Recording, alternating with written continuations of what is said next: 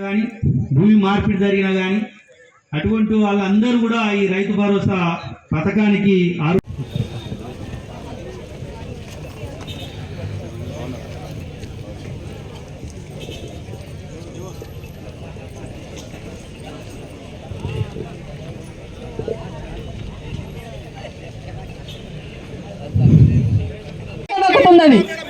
ప్రజలను మభ్యపెట్టి మోసం చేసి అధికారంలోకి వచ్చి సర్వనాశనం చేసిండు తెలంగాణ రాష్ట్రాన్ని.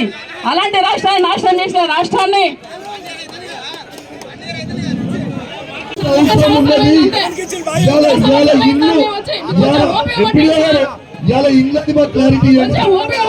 ప్రజల పక్షాన్ని అడుగుతున్నా. నేను ప్రజల పక్షాన్ని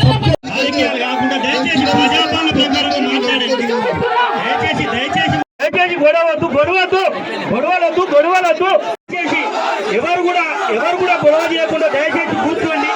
ఇది గ్రామ సభలో దయచేసి నినాదాలు వద్దు. అందరికీ నమస్తే.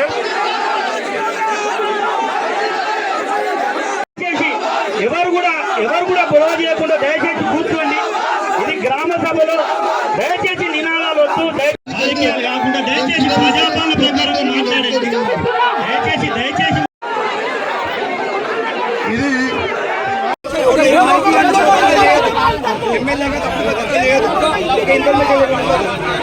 కూర్చోండి అన్న, దయచేసి కూర్చోండి అందరూ.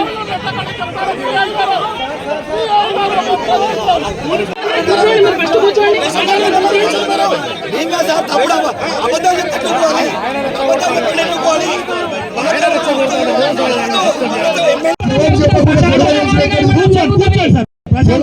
గొడవ చేసుడు ఎక్కడిది? కమలాపూర్లో ఇల్లు ఏమని అడిగితే ప్రజలకి గ్రామాలతో పడతారా?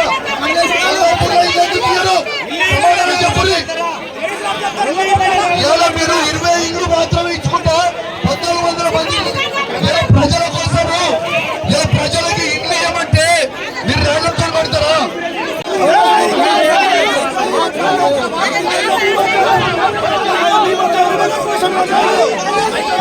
ప్లీజ్ కూర్చోండి, అందరూ కూర్చోండి. మనం ఇక్కడ ఈ సమస్యలు పరిష్కరించుకోవడానికి వచ్చిన గొడవ పెట్టుకోవడానికి రాలేదు. కమలాపూర్లో ఇల్లు ఏమని అడిగితే ప్రజలకి గ్రామాలతో పడతారా?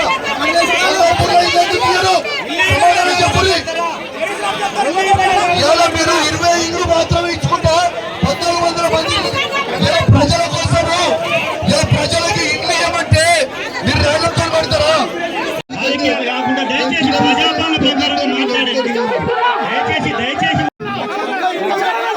రైతు భరోసా మీకు దమ్ముంటే ఎమ్మెల్యే గారు ఊరెకరాల భూమి అని ప్రజలందరూ తీసుకెళ్తా. ఎవరు కూడా గొడవ చేయకుండా దయచేసి కూర్చోండి. ఇది గ్రామ సభలో దయచేసి నినాదాలు వద్దు. కాకుండా దయచేసి ప్రజాపాలన ప్రకారంగా మాట్లాడండి. దయచేసి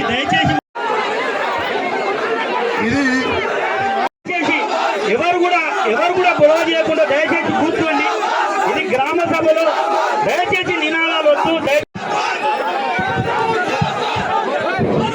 అందరికీ నమస్తే. దయచేసి గొడవలొద్దు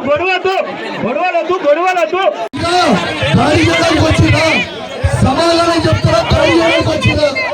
మీరు ప్రజలకి సమాధానం చెప్పాలి.